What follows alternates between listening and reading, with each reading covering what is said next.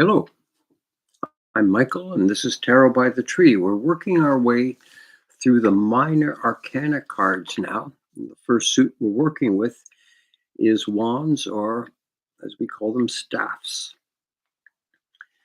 We've worked our way now down to the nine of staffs. And we can see this picture here. We mentioned this earlier. The picture on the card will often, almost always, give the mood of the card. And as we said yesterday, the card is drawn to be understood. And we can get a lot of the meaning from the card just by looking at it. One way of understanding this is that the card gives the mood. When we take the card and we superimpose it onto the tree of life or the tree of knowledge, the card is given a kind of an aura that it's supposed to emanate. The place on the tree of life and tree of knowledge gives the purpose or meaning of the card. So just in review, the picture on the card is going to give you the mood. The place on the tree will give you the meaning. Card number 9, it's staffs.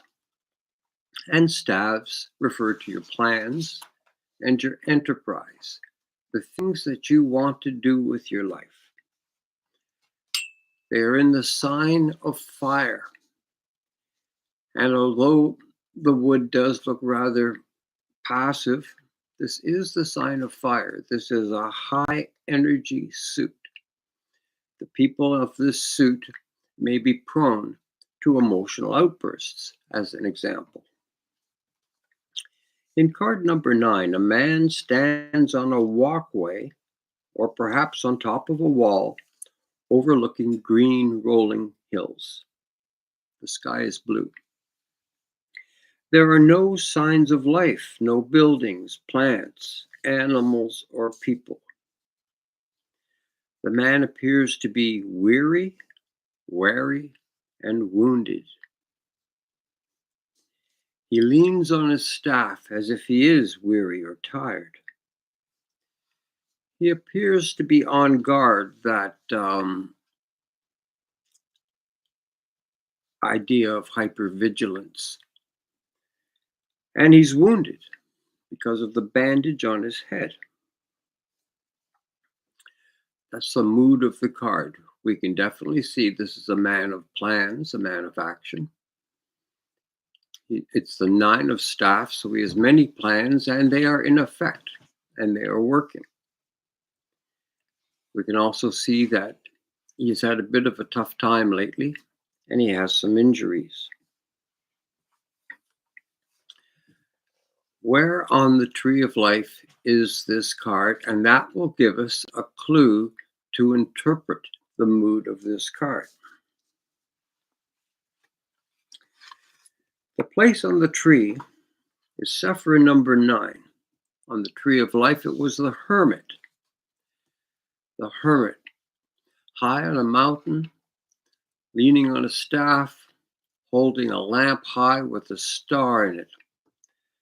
A flickering beacon beckoning you. We have to merge that with the same Sephira number 9, on the tree of knowledge. And instead of a hermit beckoning an individual, we see an archangel trumpeting, and all people are awakened, and they rise out of their previous lives, which appear to be like coffins in comparison. The hermit was the glimmer of light. Judgment was the all call. We look at this card and we start to see some of the meaning. The card is related to Yesod. Yesod is the gateway to enlightened understanding. And I know a lot of different schools of thought and beliefs say things like that. And it must be understood that anything like this is transformative, but it's not a magic pill that suddenly makes you wise and happy and content. Speaking of content, we might say this is a card of discontent. And through the study of this card, we'll start to see discontent as a good thing, as a prime mover for yourself, and not something that should deprive you of all action. In the card, there are many plans. He has been successful, but he must be watchful for enemies and thieves. At this time, the mood of this card reflects a time of life that many of us will enter when the path ahead of us seems endless and pointless. It can be a stage of life where, although you've made many plans that have been successful, the future to you looks like just more of the same. And although you can do it, it's no longer as stimulating to you. The thing that goes through your head is, there must be more.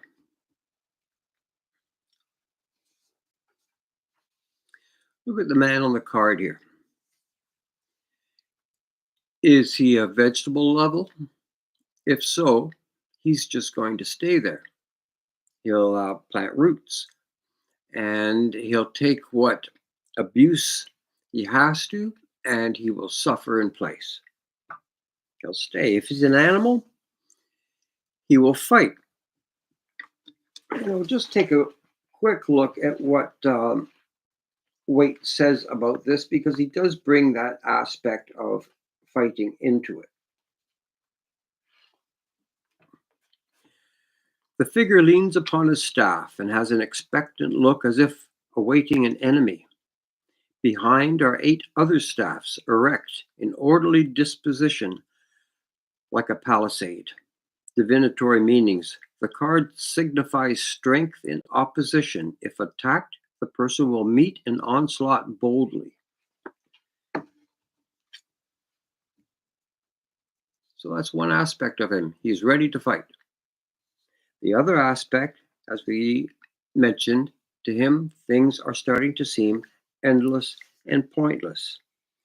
If he's a vegetable, he'll just stay there. If he's an animal, he'll fight with any adversary. If he's at the human level, he will consider moving. He will consider changing what's going on so he doesn't repeat the same drudgery time and time again.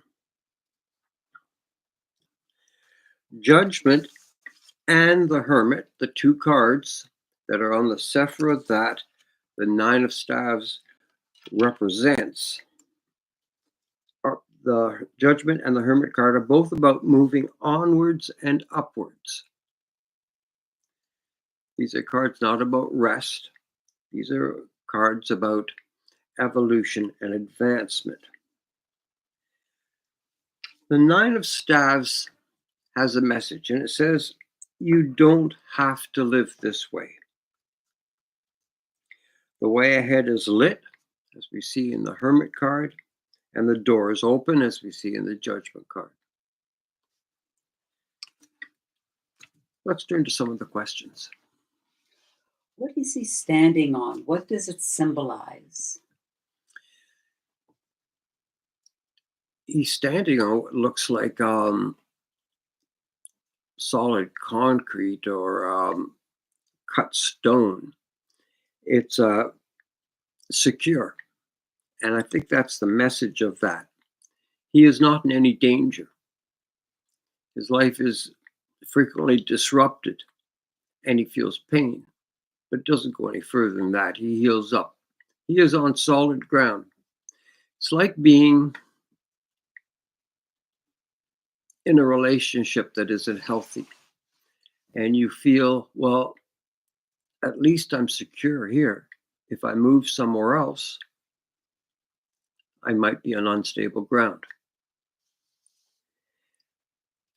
The ground that he's on is stable. He could stay there, but the message of this card is about hearing a call, seeing something else, and deciding that life is too short to remain in one place of discomfort for too long. Why is the background all the same? By background, I think we're referring to the green rolling hills. And as we mentioned, there's no signs of trees or buildings, humans or animals. And that is part of the disillusion going through his mind now, is that despite all his plans and action and having to cope with onslaughts, what's ahead is all the same and just more of what he's already doing. Who has hurt the man in the card? Who is he defending against? That's a good question. Um, his plans have had to morph a little bit into defensive. So he can't do all the creativity that he might want. There are people with competing plans who are obstacles to him now. In fact, they can't even be adversaries to him now, which is another reason to consider uh, a move in some direction, sort of a quantum change in this person's life, where you might want to evaluate what the purpose of his plans are. What is his main concern or worry? I think his main concern or worry, he's at a place in life now where he says, is this what I'm going to do all the time now? And he realizes he could, but he also realizes he doesn't want to. And this is the case in some of these 60-40 things we find ourselves in, where 60% of it isn't to our liking, but 40% is a whole lot better than nothing.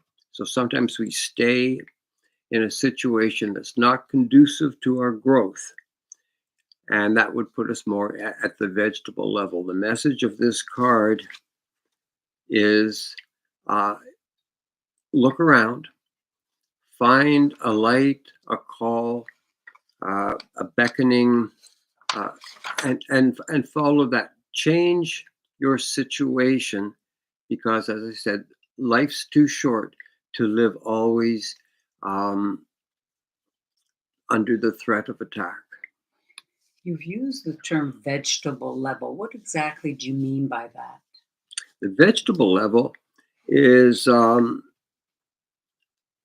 person that doesn't believe they have the power to change their life. They believe life is something that happens to them, and then they cope with it. And this card can show somebody in that mood, as we mentioned before. Is Can you just give me the end of that question again? There was one more thing I wanted to say, and I forgot.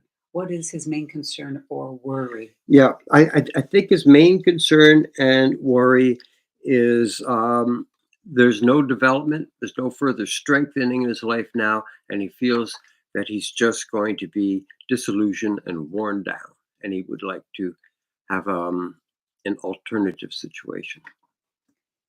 Is the man in the card going to be defeated? No, he's not going to be defeated. He is really well fortified. He's on very solid ground, and he can absorb the minor injuries that he's going to get. He will not be defeated. He's powerful and strong, but he is under constant assault, and I don't think anyone can bear up to that infinitely. Is the man a hobo or peasant? Not at all. This is a person, you're just seeing him on a bad day. This is a person, this is nine of staffs. This is a fiery individual who has succeeded with nine forms of enterprise that not only have they flourished, but they serve now to protect him. No, he's not a hobo, and he's a very successful person whose successes are now serving him, but it is a difficult time. Is the man sad? Has he given up hope? He is sad. Um, the message of this card is you have to find hope, and he will look around, and he has to discover the light of the hermit or the trumpet call of judgment. It's an awakening to realize that you feel sad. I mean, some people could just go around complaining and taking naps and being angry and never really think that they're sad. Um, this person is coming to the awakening that he doesn't have enough happiness in his life. How should we react to depression and anxiety according to this card? The message in this card are to consider removing the source. And this is very, very difficult. And there are all kinds of self-help things that say if you are depressed or anxious, do this, eat this, do this form of exercise. And I think this is all really good. But just be aware that sometimes your body and mind are telling you, we're getting beaten up. We're not getting better as a result of this. And if that's the case, then a change is necessary. Just like any other animal, if the conditions aren't right for the way you are made, you're going to have to change those conditions. You may have to move. Do you have any final thoughts? I just jotted down uh, we are not our mood. Our mood comes and goes. We are not our mood. Um, find and awaken in you something uh, that gives you pleasant feelings and has a future.